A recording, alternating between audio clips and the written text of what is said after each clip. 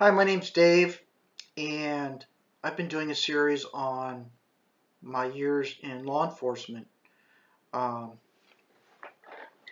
so this one is my beginnings with the National Park Service. So the previous job was being a refuge law enforcement officer with U.S. Fish and Wildlife at DeSoto National Wildlife Refuge. So I had some issues there, I had some problems. So I transferred over in '93 to the National Park Service. I had a friend that I went through FLETC with, the Federal Law Enforcement Training Center, and he said, you know, there's an opening at Fort Laramie. I'll give you a good reference. Come on over. It's a tiny little park in eastern Wyoming. But I liked Western history, and living out in the West was always a dream of mine, so I said, yeah, I'll do it.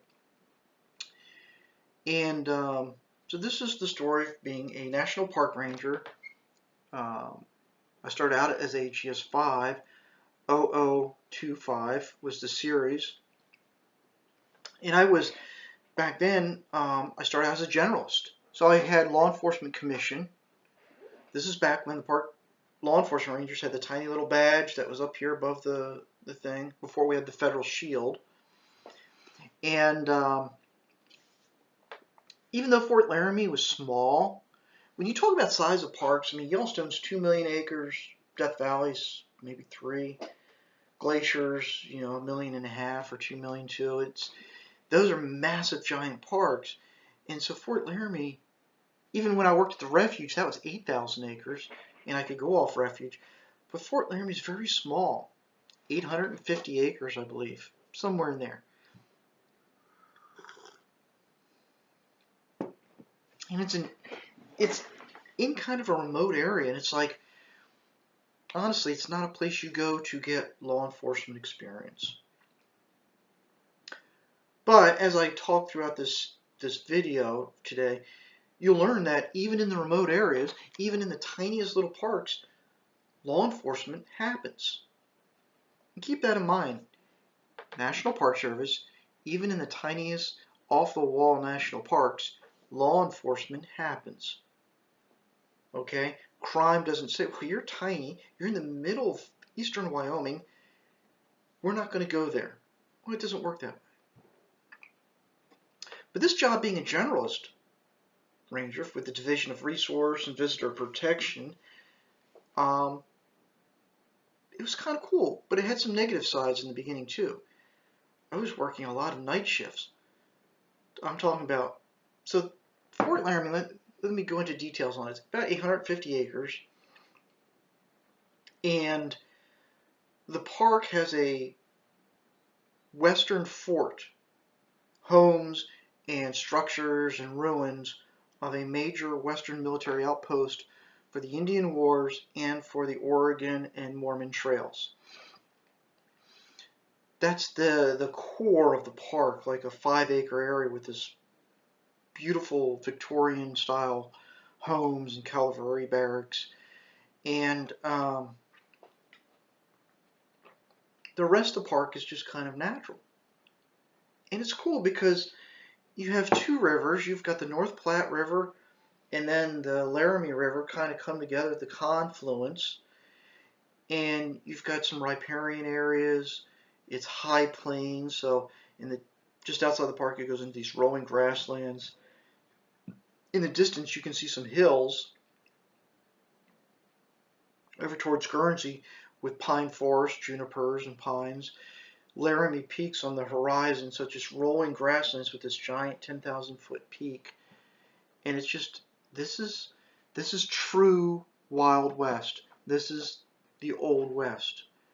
And there's not been much development in the area, so it's still, when you're on the grounds of the park and the historic buildings and you're looking around, as far as the eye can see these rolling grasslands, you know, it's like, wow, this is it. This is what they saw.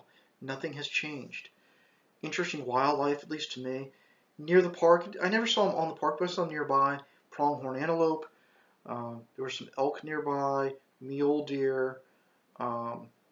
Seen bobcats, coyotes, porcupines. river otters, beavers. So this is a really neat area. But the midnight shifts, so you had 3 different shifts,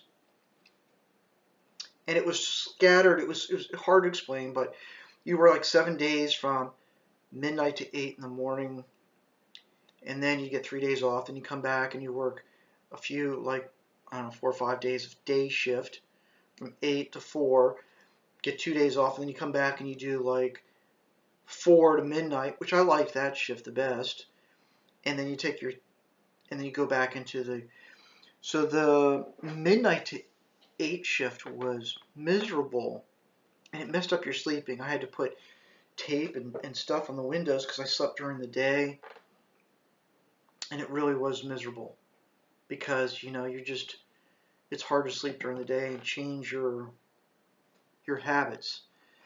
And it took a long time to even get normal sleeping behavior back. And it was incredibly boring, that shift, because most of the time nothing ever happened. And be honest, you played computer games, you read books, you check the doors. Nothing ever happened there. I mean, I had a fishing license, and I would fish. I loved fishing, and I was like, at least I can fish next to the fort. I can keep an eye on what's going on, do a walk around, come back, and I fish for carp. So in the Laramie River, even though I had some trout, I put dough balls, and I'd get these big carp. And carp are an exotic, non-native junk fish. So you catch them, I throw them on the banks, and then pretty soon, you know, a raccoon would come down and eat it. And I was like, this is not, you know, when you're young, you just want to go and kick butt and get into things. And this was just, it was miserable. The wintertime, nothing going on, staring at these old buildings. And, but every once in a while, something would happen there. So one night, I would do patrols because I loved just driving around and looking. And the midnight shift was really difficult to stay awake. It was really hard. But I see coming down the road, I kind of pull off, and I see car headlights. I turn my lights off, and it pulls up to the bridge, the old iron bridge that went across the North Platte River, kind of closer to Fort Laramie, the town. And so I watch it, and pulls in, and then I pull up behind it, and I actually see this vehicle. I say, okay, it's a red truck pulling in. The park's closed, so I get out. Hey, how you doing today? I'm doing my traffic stop type thing, you know. Put my lights on. The guy's like, well, I'm okay. I didn't know I was... Oh, sir, have you been drinking? I've had a few beers. And he had a woman with him. And I said, sir, when do you come out? And so we did the nose touch, the 1, 2, 3, 4, 5, 5, 4, 3, 2, 1. We did the walk the solid line, which he's falling over, and I'm helping him back up. Okay, you fell over. Let's try it one more time.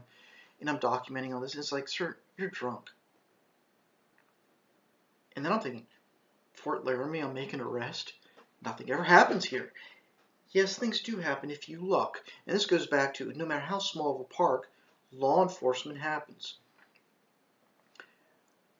Pat them down, I put the cuffs on, I double lock, call in Goshen County Sheriff's Department. I've made a DUI arrest. I'm going to be bringing them in. I want them to do the breathalyzer. Here's my beginning mileage. So this is all the stuff I've learned in training. I'm like, damn, I'm starting to use it. But it's a half hour into Torrington, Wyoming, near the Nebraska border. And it's cold. It's like, you know, I don't know, 15 degrees. But I take him down there. Halfway there, he's got to pee. And I'm like, well, I don't want him to pee in the front of my Jeep Cherokee. It's a brand new Jeep Cherokee. I'm like, okay. So I'm like, here you go. This guy was a local rancher. I said, I know who you are. I know where you live. I know your wife. She's going to wonder why you are with another woman. Here's the deal. I'm going to take the handcuffs off. I'm going to let you pee. If you run off into the dark, I'm not chasing you. F it. You are on your own, and I will write you up for interference with an agency function. Do you understand that? I'll just arrest you the next day. I may not get you on DUI, but I'm going to get you on interference because you're fleeing from me. Do I normally suggest law enforcement never do this? Well, unless you live in Wyoming, unless you have 35 miles to go, unless you got someone that's got to pee, and we didn't have a cage, and this is not set up like police cars, and unless you don't know who, I knew who this guy was, I knew where he lived, and I pull over to a place that's safe to pull over, and if he ran off, there's nothing. The nearest house is like 5 miles away. He'll freeze to death. And I said, that's the deal. Okay? And this is what I'm going to do. I'm going to put the handcuffs in front of you so you can unzip her and you can do your own thing, because I'm not going to touch your thing. I'm not going to touch your junk. You're going to pee, and then I'll flip it around and I'll cuff you back up, put you back in. And that's what I did. And he was calm about it. He was like, okay. Because he knew. I knew who he is. Where are you going to go? You're in the middle of Wyoming in the wintertime. You're going to die of exposure probably. He was compliant. I let him pee. Gets back in the car. I take him down. I do the breathalyzer. He fails it. And then I'm like, okay, it's 85, 90 miles to Cheyenne, the nearest federally approved holding facility.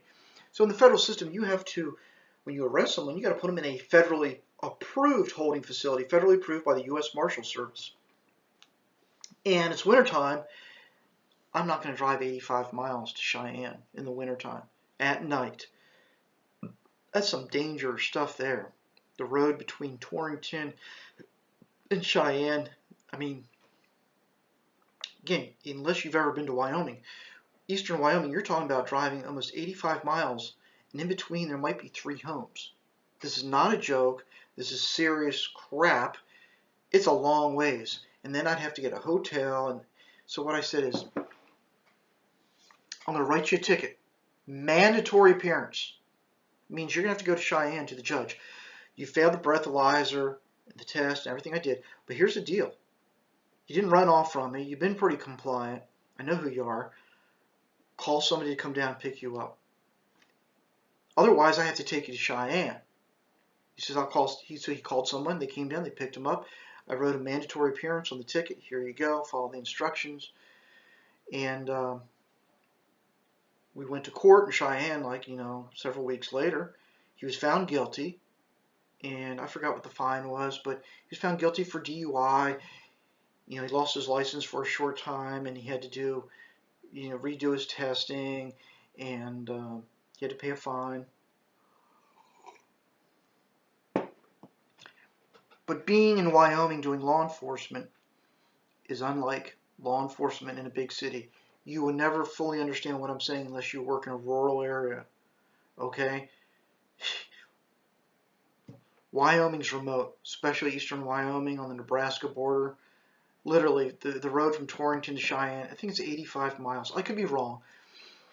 And there's like 3 homes. I mean, it's as black, as dark as you could ever imagine. And it's icy and 50, 60 mile an hour winds and blowing snow. And it's like, I'm not doing that. This guy was compliant. He got in trouble. He paid his dues. And it upset some of the people in the local town. Like, how dare you? And you made problems for his marriage because his wife was the one that picked him up. Yeah. And I had to tell her, well, your husband and another woman were here at the bridge, and she was like, oh, okay. Yeah, did it make problems for him? Yeah, that's his problem. That's not my problem. But most of the time, the midnight shift was uneventful. I could do a whole other video on Fort Laramie National Historic Site on some of the weird stuff that went on. This is Lucky. Let me introduce you. Yeah, you're going to be introduced. This is Lucky Cat. She's been in and out 5 or 6 times. And I have another cat named Bruno that's behaving himself. But, come on. Go inside. What I was saying is that there's, this is crazy for law enforcement to say this, but there's spooky stuff that goes on at Fort Laramie. That could be a whole new video I could do on, the spirits and ghosts of Fort Laramie. There's some creepy stuff. The officers' quarters. When when I worked from the 4 to midnight, I would always shut that building down first because there were things going on in that building. See, these buildings didn't have alarm systems, so they needed law enforcement out there 24/7. And so the Rangers in the early 90s, we were Rangers, but we were also security guards. That's the reality. That's the part I didn't like. You lock the doors in all the buildings, you shake them. At least from the 4 to midnight, you could patrol, and there was some hunting activity sometimes. And I eventually would make some pretty good cases on that shift. Matter of fact, one case, I was 4 to midnight, I get a call from the sheriff's department. Hey, a local rancher who's got property that adjoining to the national park property, some rolling grassland hills, he's got illegal hunters. We couldn't get a hold of the game warden. We don't have a deputy sheriff nearby. We've got one, that could respond in 40 minutes. Where are you? I'm like, I'm a quarter mile away. Can you? And see, at that time, we were deputized by the Humboldt County Sheriff's Department and by the Fort Laramie Police Department. So I had state deputization, and since this was bordering the park, it was like the Park Service was pretty cool with that. And so I pull up. These guys are coming out with guns, and it's like, okay, put your guns down. We're not on National Park. He said, I'm acting as a deputy sheriff. Put your guns down now. Humboldt County Sheriff's Department. Because at that point, even though I had an NPS uniform on, I'm acting as a Goshen County, pardon my, got mixed up, Goshen County Sheriff's Department put the gun in. So they put their guns down. I wrote them the information up. I got their guns. I seized the ammunition and documented everything. And I actually went to court and testified as a special deputy sheriff of Goshen County, Wyoming. And both of them got charged. And so that was a really good hunting case. It was trespass hunting on private property. So that was a really neat case. And that's the kind of cases I like doing. The other case I did, with the help of the local ranger, who was a collateral duty ranger that was a historian and law enforcement ranger, and he did part-time work for the sheriff's department. His name was Steve. Very good officer. I learned a lot from him. But so there on the 4 to midnight shift, you did the closing, and sometimes you did, again, we were generalists at that time, so we sometimes, like the person that did the visitor center, she had to go. She had some sort of family emergency. I said, okay, I'll take over. And so, I'm selling books and postcards. And I didn't mind because I would talk to people. Hey, did you go to this? Did you see this? And I enjoyed communicating with park visitors. I'm a park ranger, and they love that interaction. And out of all the jobs I ever had, there was some really good interaction with visitors, and I missed that. So I'm selling books, and someone comes in and says, there's a car on its side. It's flipped over. And I go, really? Okay. So I called the other ranger that had a commission. I said, I'm going to need your help, and can one of the seasonals come in, interpretives, and take over the bookstore? We got a car accident or something in the parking lot. So I and the other ranger go down there, and there's a car on its side. And we're like, in the parking lot? Okay. That's bizarre. I'm talking literally on its side like this. You're like, how did that happen? And there's 2 women there, 2 young ladies. So I walk up to them. Hey, is this yours? Oh, yeah. Who was driving? This lady's like, I was. Okay. And I asked the other, are you sure? Was this one driving? She goes, yeah, she's the one that was driving. Okay. And she's like, okay, so what happened? Well, we backed up and we hit the hill and we flipped on its side and we climbed out the window. And so I was driving. Here's my license. So I'm writing it down. And I asked both of them. I said, okay, are you sure this is the one that's driving? Yeah, I'm the one that's driving. The other one said, yeah, she was driving. And I have another visitor that was taking pictures of the Ford. I said, yeah, that's the one that was driving when it flipped over. Okay, get your ID too. Okay. I said, Have you been drinking?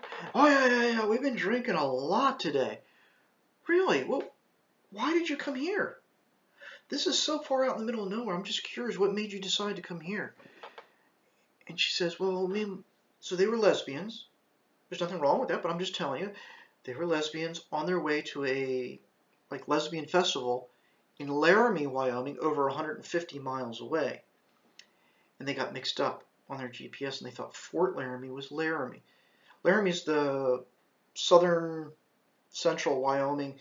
That's where the University of Wyoming is, where you'd more likely to see something like a festival for lesbian ladies. They thought it was Fort Laramie. They got confused. They wound up on the national park because they saw Fort Laramie. They came to the park. They've been drinking and partying all day. They wrecked the car and it flipped over when they were trying to back it over near a hillside. So I got a ranger with me. I'm doing the sobriety test, and ba-doom, she falls over. She can't do it. She can barely stand up. She's like, here's my keys. You want them? Okay, so I'm calling a wrecker and say, I've got this car on its side. Can you flip it back over, and can you tow it to Torrington for me? And so I call in dispatch. I got 2 females going to be transporting to Torrington. One's a DUI. She failed the test miserably. She couldn't even do anything. Like, touch your nose, and it was like, yeah. And again, this comes down to when you work in a really remote area. Like, I remember transporting her, 35, 40 miles to Torrington. It's a long ways. And she's like, I'm getting sick. And I handcuffed her. I patted her down, double locked, everything. I called in the mileage. But it was just like, you had to, and then she puked all over me, pulled over, and let her puke more because she'd been drinking, liqueurs, and I had puke all over me. And I'm like, oh. But you gotta be cool about it, because this is a good DUI case. Took her down. She failed the breathalyzer. And again, I did the same thing I did with my first DUI. I said, look, I can take you all the way to Cheyenne and put you into a federally approved prison, okay, a federally approved jail. But I really don't want to do that. Do you have somebody that you can call that could come pick you? And they actually did. They had somebody that lived within, in western Nebraska, whatever, that they knew, and they came. They were an adult. They signed off that, hey, I'm going to take care of them tonight. I'll make sure that they get to their vehicle if it's drivable. I said, okay, you're going to sign off on it. Here, sign this. And I wrote a mandatory appearance. And she showed up in court. And, same thing. She had to do, lost her license for a little bit, paid the fine. But a DUI. 2 DUIs at Fort Laramie National Historic Site. People would say it can't happen.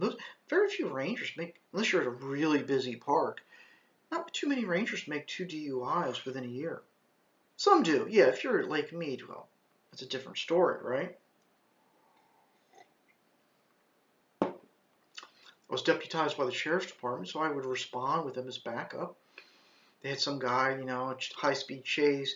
He runs off in the darkness. There's several barns and outbuildings nearby the park.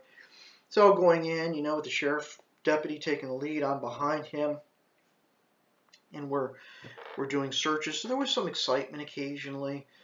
Fort Laramie Police Department had 2 different officers. And I would back them up every time they needed. Hey, they'd get on the radio. Dave, you're on tonight. Come on. I've got a DUI, or I've got somebody that fled and they're running through the town. It was a town of maybe 200 people. I'd be like, yeah, I'm on it. Because you're excited. You're like, I want to go and get involved and stuff. Because like I said, 90% of the time it was very slow. But one of the things is towards the end, I'd say maybe the last 7 or 8 months, it was, so towards the end, maybe by last year, I got 6C retirement, which was a blessing. And so thankful for the superintendent, for the chief ranger. That was a blessing because it allowed me to retire at age 50. And it's a blessing, I didn't have to work to 57, or I'd be working through this pandemic right now, and it would suck. I'd still be in LA right now. But it was a blessing. I'm, retired because I got this in 1995. I got this 6C retirement, which is 20-year retirement. And my job changed a little bit where it was like during day shift mostly. So I'm starting to work and kind of live normal hours. But I was also still, even though we had shifted to 6C, full-time law enforcement, we were still kind of in that mode of generalist ranger. I'd help stock trout. I did that once. I did a herbarium on the vegetation of Fort Laramie National Historic Site. I took over another project that another ranger started first. Paul, wherever you are, I hope you're doing good. Biological control of noxious weeds was really interesting, using gall flies to eat this noxious weeds like Russian thistle. And so I got to do some really cool environmental stuff. We had archaeologists coming in. Sometimes I go out and work with them, doing thermal imagery under the ground, learning how this process works. Me and another ranger had kind of started this project on like trying to get them to put a trail along the North Platte River, which they now have. But that really started way back when I was there, because it was just from there to the confluence was this beautiful with beavers and river otters and riparian area. Very neat. But during the day, I would actually, sometimes he'd be like, hey, when the interpretive rangers is sick, there's a very good one named Casey, he's a good friend of mine. But if he couldn't do it, okay, I would jump in and give a tour of 15 people about the park, because I knew the history, and it was neat. And it was this, but I'd be honest with you, sometimes I didn't appreciate the job because I just wanted to get in there, make arrests, write tickets, kick ass, and it wasn't about being a park ranger. I was at fault at that. I look back and I understand. But I'm young. I want to be a cop, And I look back and I said, actually, that time when I was working day shift there at Fort Laramie, it was a really cool job because I could do interpretive, I could do law enforcement, resource management. And again, the park was really unique. The history was incredible for Western expansion, military history. Maybe I just didn't appreciate it because I was young. And my goal was to get into as much action as possible. But it was an interesting part because once you got away from the main fort, then you had over 800 acres of this really untouched landscape, prairie and riparian areas along these two major river courses, really interesting wildlife and resources that congregated.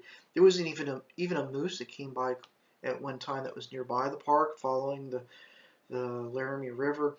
I believe there was not too many miles away, there was a wolverine that was caught in a trap. So there was some neat stuff coming here.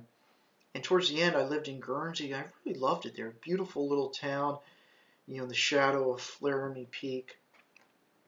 And if you love Western history, please go to Fort Laramie because it is the definitive Western history place. I mean, Mark Twain, the Donner Party, General Buford, who was a cavalry officer that fought in Gettysburg, dismounted cavalry, he learned his tactics at Fort Laramie fighting the Indian Wars.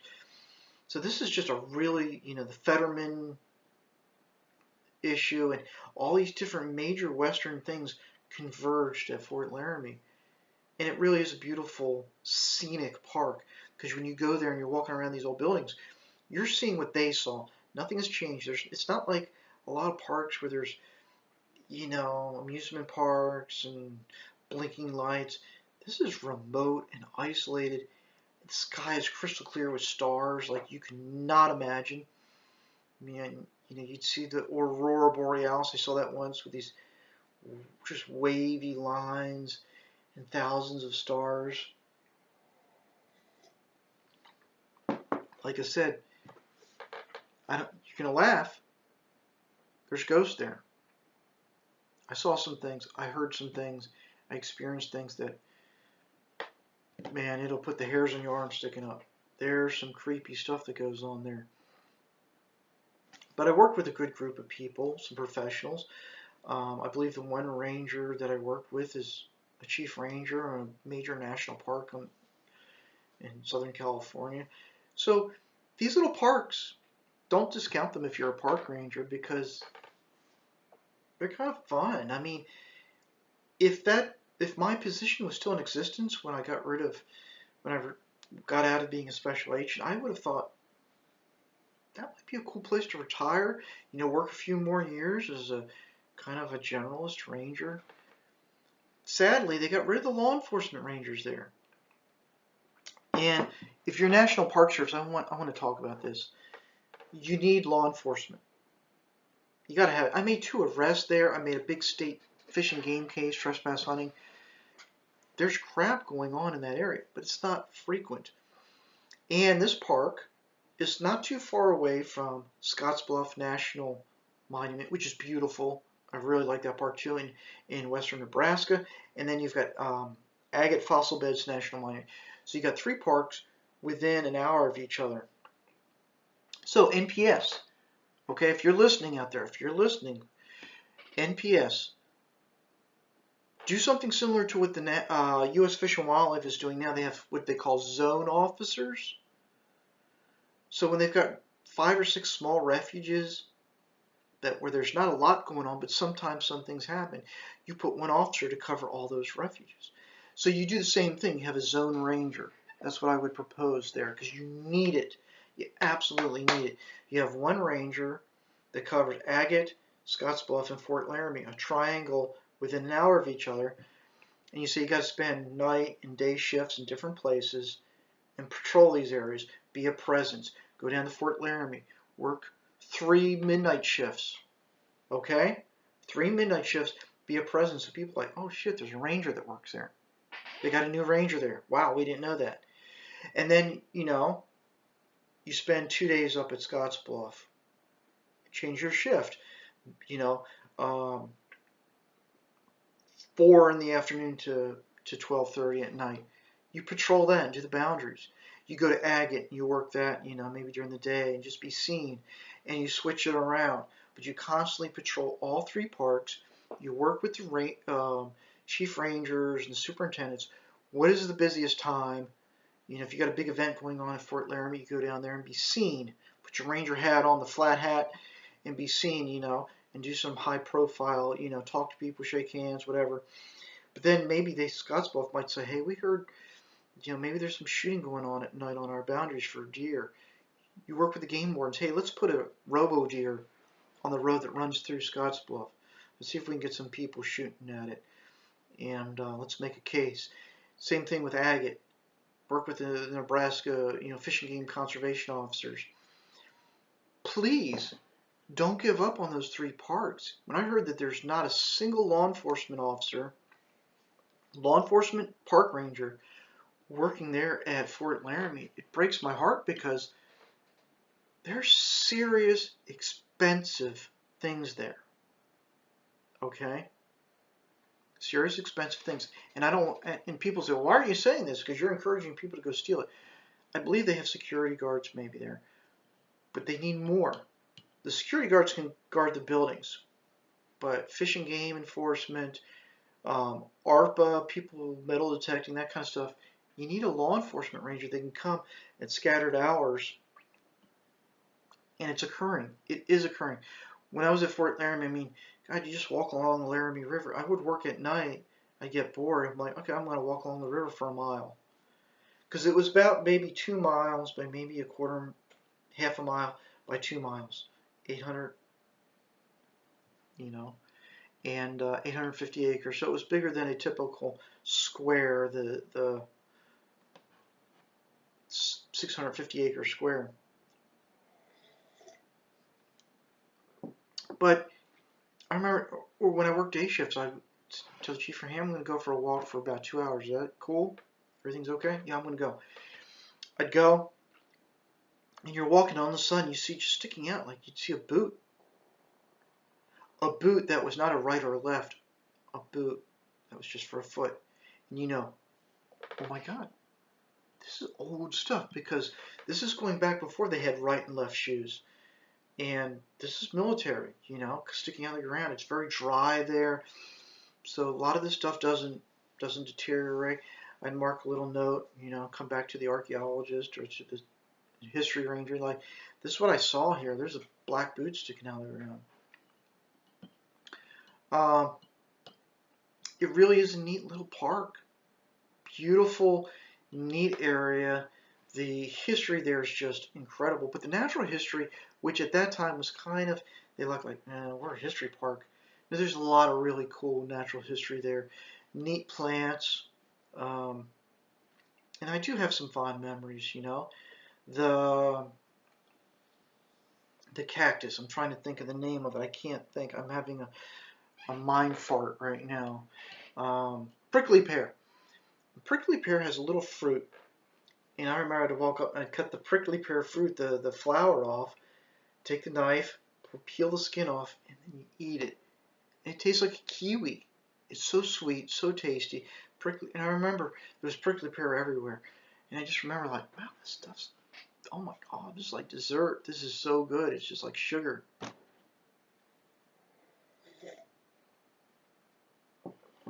But I hope my new wife, I would like to take her to Fort Laramie Shore where I worked, because it's just such a neat park. There's just so much, everything that came west went through Fort Laramie National Historic Site. And the history is amazing. They've got a Gatling gun there. They used to have a really cool living history program, probably not working this year because of the COVID. Old Bedlam, the Cavalry Barracks. So even though sometimes I hated working there because it was just like night after night of, it's freaking cold and blowing snow, and like, God, there's nothing going on. But every once in a while, you know, if you push yourself and keep looking, you're going to find stuff. You're going to make cases. No matter where you are, you can make cases in remote rural areas. And it kind of breaks my heart that there's no law enforcement that oversees that place now. Because there is a need. And like I said, you can easily create like a zone officer position covering Scottsbluff, Agate, and Fort Laramie, and that triangle of parks. You know, that's like Scottsbluff 3,000 acres, Fort Laramie's almost 1,000. I think Agate's a little over 1,000.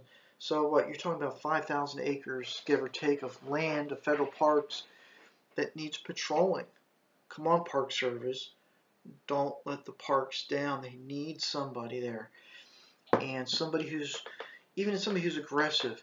If they wanted to really, you know, in these kind of parks, you got to work it. You got to say, okay, the bar's lit up at 3 in the morning, and I'm going to do, every month, I'll do like 3 days of midnight shifts at Fort Laramie just to see what's going on. And I'm going to do that for 2 months, 3 months. You know, you might make a good DUI or a drug case. One of the rangers that used to work there became a security guard, saw something really suspicious, called it in, and it turned out to be a major drug bust. Right, you know, that was occurring in and out of the park. So these little tiny parks, especially if they're remote, people will go there to commit crimes.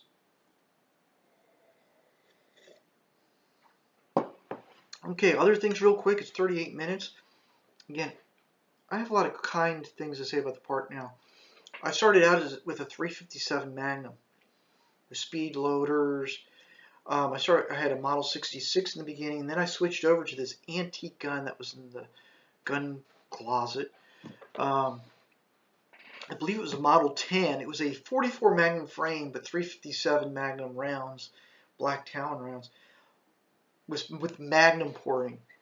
And it was cool. I loved it, and I actually shot really good with it. And you shoot it at night shoot, and it just, the flames would come out the barrel, and it was so cool. But it was like, it was old. It was like a 1950s gun. We had a 12-gauge shotgun, and we had a AR-15 I carried too, 223. Because we're dealing with hunters. I mean, there's some big game there. Even though it's eastern Wyoming, it's the plains.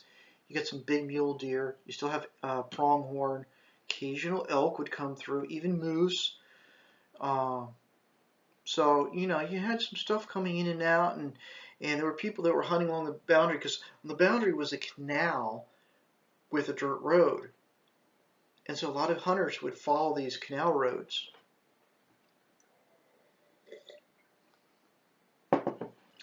But towards the end, last year, we switched over to the 6-hour P228 9mm, and I loved it. I really shot good with the P228. It was just a good gun. 6 hours, like a Ferrari of handguns. Amazing. I love it. You know, in my current job, I work with dealing with contract court security. I carry a Glock, and my personal guns are Glocks. I would love to own a SIG. They're very expensive, but 6 hours are good guns, and I loved having it. I was lucky that I got to do some really interesting training when I was with the Park Service. I did some kind of like park ranger type training down in Moab where Arches was. Very cool. I did an in-service training down at Rocky Mountain National Park, which was spectacular, beautiful park. I did a 2-week detail at Devil's Tower National Monument, and actually wrote a ticket up there. Very, very cool thing that I did up at Devil's Tower. They closed it down in June for the sun worship ceremony for Native Americans. The Shoshone, the Kiowa, and Kiowa, and the Cheyenne, and the Lakota Sioux. And so they closed the mountain down, and they would have sun worshiping. And so we were there to make sure people didn't try to climb the mountain during this closure. They closed the Devil's Tower off. And so this is a very cool ticket that I wrote. I will never forget it. We had NVGs, night vision goggles, the military ones. So it was, you put two things here, but it came into one scope at the end. But it was night vision, starlight, like lime green. This was state of the art back then. Hardcore state of the art. So for the most part, the detail was pretty boring. Devil's Tower is a beautiful park. Oh my God. It's incredible. I've walked around the tower. I mean, this is where close encounters took place. But using the night vision goggles, because like I was working midnight shifts trying to stay awake. It's hard when you're working from like midnight to like 9 in the morning, you know, every single day. That's what I was working. And so I'm walking around the woods looking at mice running around with the NVGs, and they glow like a lime green. I was like, oh, this is pretty cool. You can see these little mice running around through the forest. But all of a sudden I see traffic lights coming up. I'm like, huh, the park's closed. Now, there wasn't a gate to close it, but the park was closed at that hour. So I sit back in the woods behind the tree. The truck, boom, it stops. The doors open up. The doors shut. And I'm looking, and I could see kind of the lime green 3 people walking up into. So I follow them. And I'm not that far behind them, less than 25 yards. They go up into the rocks, and next to the mountain is these big boulders. And they're climbing on the boulders, and they sit up there. I sneak up there, because, again, I'm bored. It's like 2 in the morning, and I'm at Devil's Tower. There's nothing else going on. These guys are already here illegally. So I climb as close as I can get to them. And they're sitting there, and I can see, I get really, really close, like 15 feet. They're drinking beer bottles, and they're talking like it, and it's 2 guys and a girl. And they're like, oh yeah, F this, F that, and yeah, blah, blah, blah. And a guy takes a beer bottle, crashes it against the rocks. Screw them, you know, give me another beer. He's drinking it, and the girl goes, yeah, well, watch this, I can throw it even farther. And then the next guy, the second guy, he throws it, oh, yeah, I can throw it even farther. And I'm like, damn, I've just watched 3 people litter. And I got this. So I sneak up really, really close. I'm like 6 feet, and they don't know I'm there. I'm being super, super quiet. Just crawl. I'm on a rock next to them. And I go, Federal Park Ranger. They're like, ah! And one takes a flashlight and shines it at me. Well, it blinds me because I've got my NVGs on. I'm like, oh, I can't see. Because when you have night vision goggles, a bright light is just like this blob of intense light hitting it. You know? So I pull it off. Thankfully, they didn't try to fight me this time because I was kind of like disoriented because they just shined a flashlight in my face and it amplified the light through the NVGs. But I took the thing off. They did. I said, "Put your hands where I can see them," you know. And I backed off, and I'm trying to get my night vision. I have a flashlight with me, mini mag. Give me your licenses now. And they put it. I said, "Put it on the rock." I get it. I said, "You walk with your hands up back to your car now, and I'm following you. Federal Ranger. I'm armed. I'm law enforcement. Do you understand that?" "Yes, sir." So go back. And write them, 3 of them, tickets for littering and for trespass. They were from Hewlett, Wyoming, which is near the South Dakota border, nearby.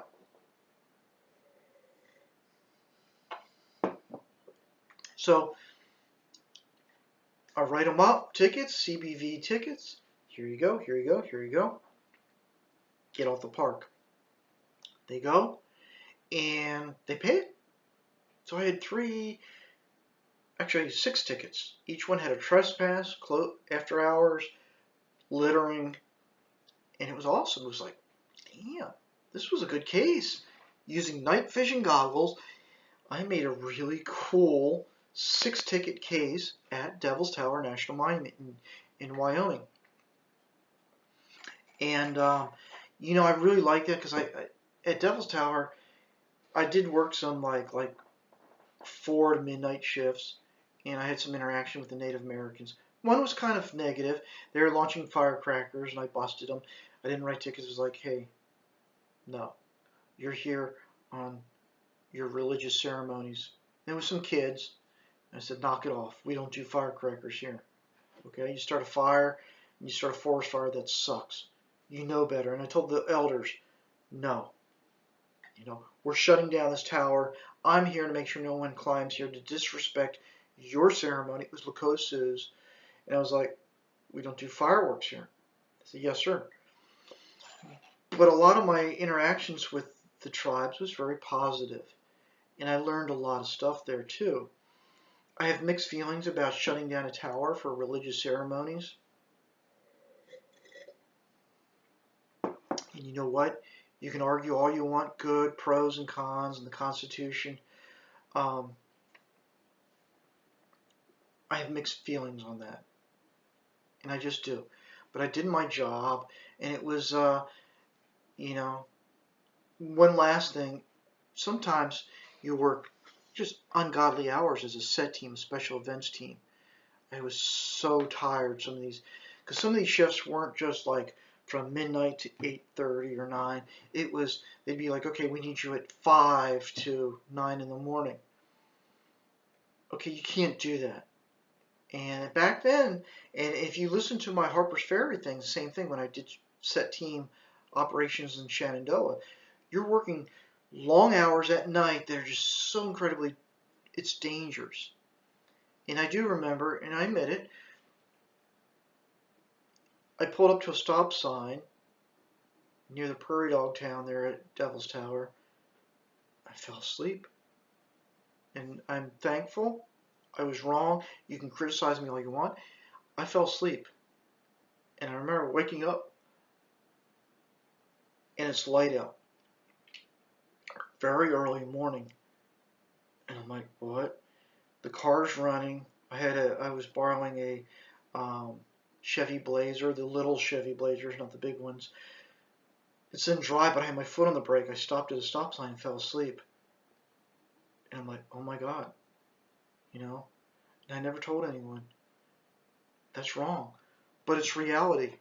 You work these long hours. If you work from 5 in the morning till 9 in the 5 in the afternoon, evening till 9 in the morning, you're working just, I don't even know how many, 16, 17 hours. It's incredible, and it's just like, you just can't do that. And the Park Service back then was terrible. And I almost had a wreck when I was in Shenandoah doing a detail coming home because we're human beings, okay? Can you work a 10-hour shift? Yeah, you can. But once you start going beyond that, especially from afternoon throughout the evening into the next morning, that's a different story. Your sleep behavior is, I mean, I was drinking coffee, I was putting a chew in my mouth, trying to keep awake. I fell asleep, and I'm just thankful I didn't drive off into the prairie dog town and sink the Chevy Blazer into the prairie dog town. But I just remember waking up going, this is wrong. I did something bad, and I feel bad about it. But I was just, if you fall asleep, you pass out because you're so tired. Okay, it's means you're working too many hours, and the Park Service needs to address that for their set teams.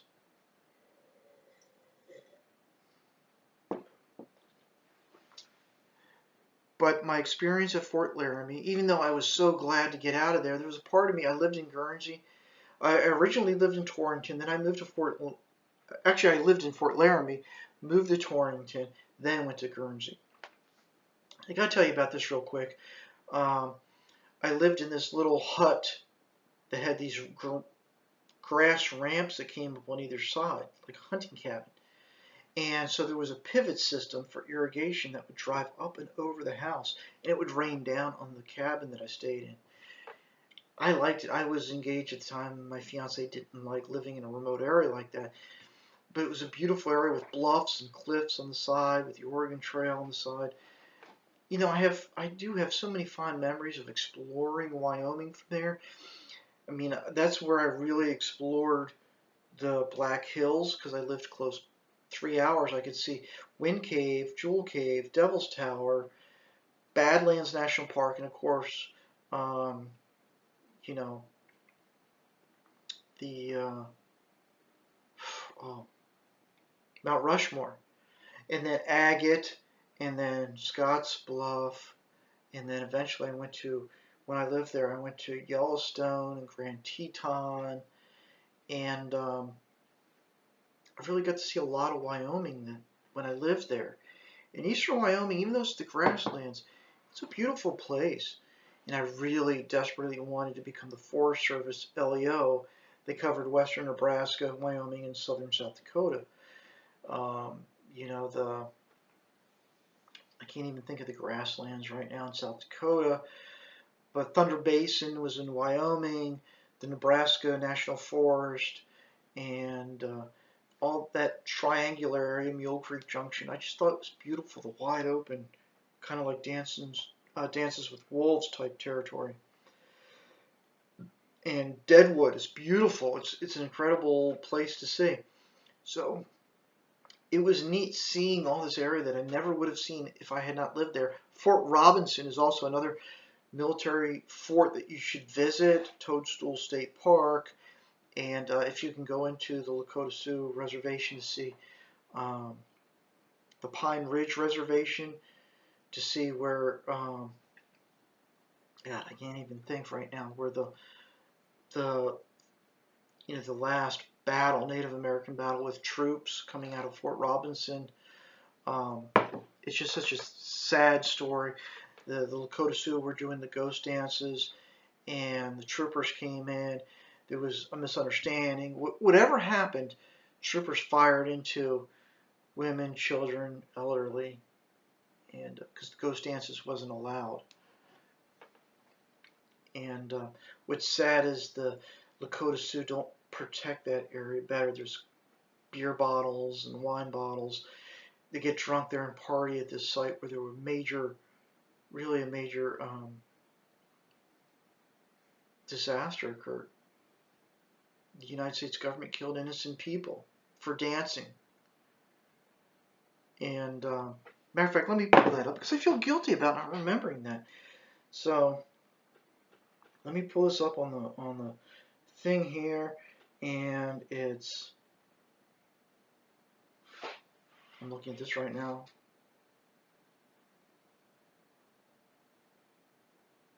Pine Ridge Reservation. And what am I thinking about? What part of that was the...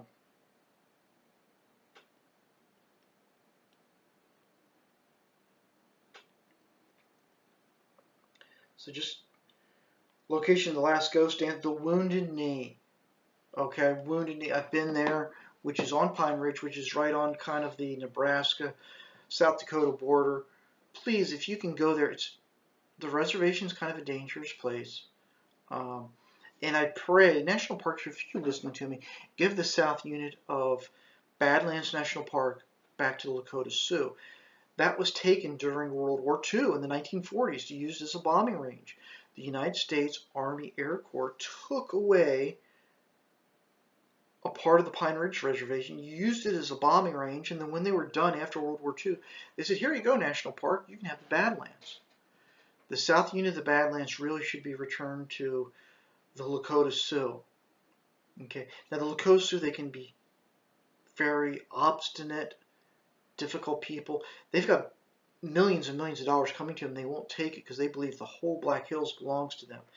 And if you know Western history, real Western history, the Lakota Sioux didn't come there until the 1700s.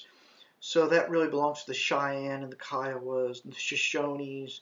They really owned the Black Hills.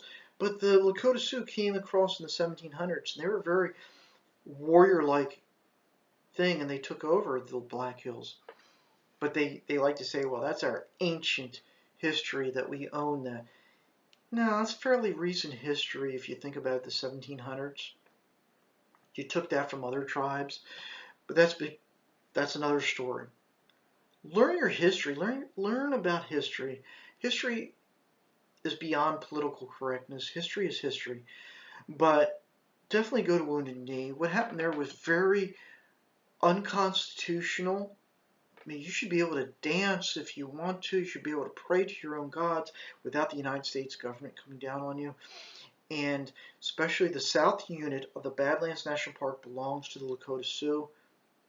I'll go to court on that. NPS, if you're mad, screw you. I don't care.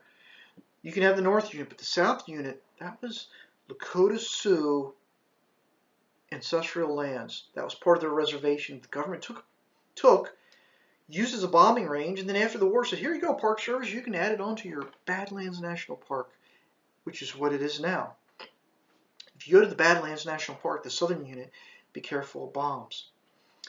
But anyway, that's a different story. But that area is just so interesting, the Western history.